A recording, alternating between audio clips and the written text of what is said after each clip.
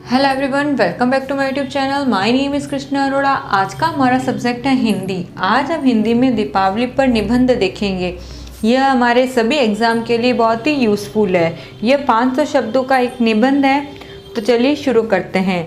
तो इसमें हम सबसे पहले इसकी रूपरेखा देखते हैं। रूपरेखा मतलब हम इस निबंध में क्या क्या बताने वाले हैं। तो हमें सबसे पहले अपनी रूपरेखा बतानी होती है। तो रूपरेखा में हम लिखते हैं फर्स्ट प्रस्तावना, सेकंड त्योहारों में दीपावली का महत्व, थर्ड पर्व मनाने का कारण, समय और अवधि, फोर्थ दीपावली त्योहार की तैयारी, फिफ्थ उपयोगिता एवं हानियाँ, और लास्ट 6 नंबर है उपसंहार।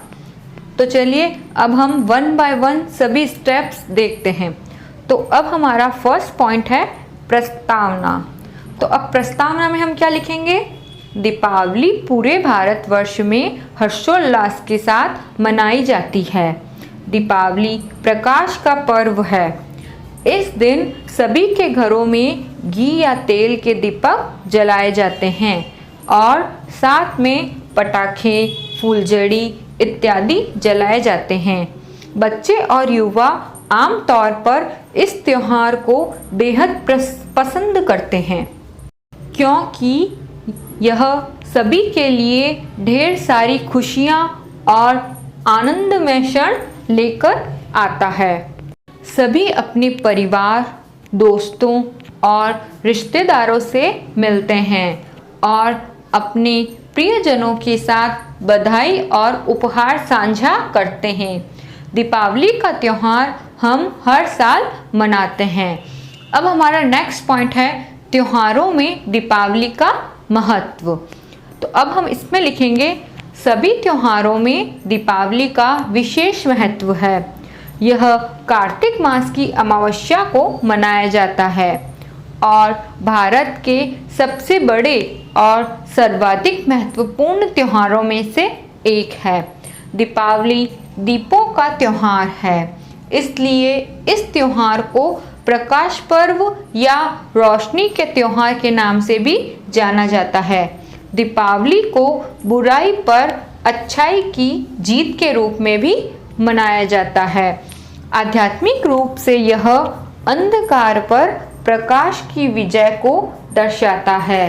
भारतवर्ष में मनाए जाने वाले सभी त्योहारों में दीपावली का सामाजिक और धार्मिक दोनों दृष्टि से अत्यधिक महत्व है। अब हम नेक्स्ट पॉइंट लिखेंगे पर्व मनाने का कारण, समय और अवधि। अब हम इस पॉइंट में क्या लिखेंगे? अब हम इस पॉइंट में लिखेंगे दीपावली इसलिए मनाई जाती है क्योंकि जब त्रेता युग में अयोध्या के राजा भगवान श्री राम 14 वर्ष का वनवास पूरा करके और रावण को पराजित कर अपनी अयोध्या नगरी में वापस लौटे, तब वहाँ के प्रजाजनों ने इस खुशी में पूरे अयोध्या नगरी में दिए जलाकर जश्न मनाया, जिससे कार्तिक मास की अमावस की काली रात पूर्णिमा की रात में बदल गई और इसी कारण से इस त्योहार को प्रकाश पर्व या रोशनी का त्योहार के नाम से भी जाना जाता है। दीपावली को बुराई पर अच्छाई की जीत के रूप में भी मनाया जाता है। अब हमारा नेक्स्ट पॉइंट है दीपावली त्योहार की तैयारी। अब हम इसमें लिखेंगे दीपावली का त्योहार बहुत बड़ा त्योहार माना जाता है, इसलिए दीपावली के 1 माह से पहले ही इसकी तैयारियां शुरू हो जाती है। लोग अपने घरों की साफ सफाई करने लगते हैं। घर में पुताई लिपाई के साथ अपने अपने घरों के चारों तरफ साफ सफाई करते हैं।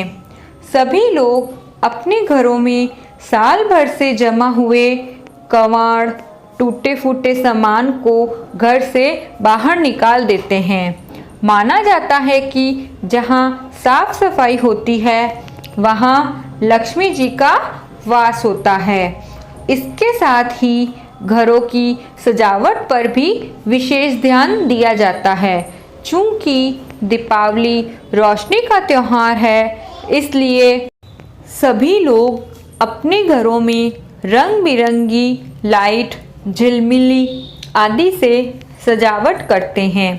इस प्रकार से दीपावली पर चारों तरफ जगमगाती लाइटें और दीपक को देखकर मन खिलखिला उठता है। ऐसा लगता है कि चांद सितारे पृथ्वी पर उतर आए हैं। अब हमारा नेक्स्ट पॉइंट है उपयोगिता एवं हानियाँ। अब हम इस पॉइंट में लिखेंगे दीपावली में घी या तेल के दीपक जलाने से घर से नकारात्मक ऊर्जा दूर हो जाती है और चारों ओर एक सकारात्मक ऊर्जा का संचार होता है तथा घर में सुख समृद्धि का निवास होता है। इसके साथ ही दीपावली का त्यौहार हमारे प्राचीन संस्कृति को दर्शाता है। वह हमें सही राह पर चलने की सीख देता है।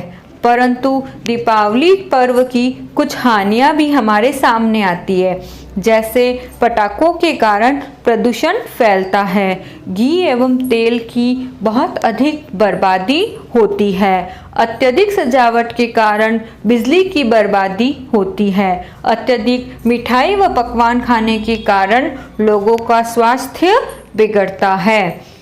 अब हमारा लास्ट पॉइंट है उपसंहार। तो अब हम इस उपसंहार के पॉइंट में लिखेंगे दीपावली का त्यौहार रोशनी का त्यौहार है। जैसे जैसे दीपावली का त्यौहार नज़दीक आने लगता है तो इसके साथ ही घरों की रौनक भी बढ़ने लगती है। दीपावली बुराई पर अच्छाई की जीत का प्रतीक है। इसलिए अंधेरे जैसे शैतान को दीपक जलाकर दूर भगाया जाता है। दीपक जलाने से घर में सकारात्मक ऊर्जा का संचार होता है। यह त्यौहार हमें बहुत ही अच्छे से मनाना चाहिए, जिससे आपस में भाईचारा बना रहे। दिवाली अपने साथ अपार खुशी और प्रेम लेकर आता है। चूँकि यह त्यौहार पर दीपों का त्यौहार है, इसलिए हमें दीपक आदि जलाकर ही इसे मनाना चाहिए। लेकिन हम पटाखे, फूलझड़ी, अनार जैसे चीज़ों में फिजूल के खर्चे करते हैं, जिससे कि पैसा तो व्यर्थ होता ही है, इसके साथ ही वातावरण भी प्रदूषित होता है। अतः इन चीज़ों का भी ध्यान रखना चाहिए, जिससे प्रकृति और अन्य जीवों को भी कोई नुकसान न हो। तो ये तो हुआ हमारा 500 शब्दों का दीपावली पर निबंध। इसी तरह के वीडियोस के लिए मुझे फॉलो करें। Thank you for watching.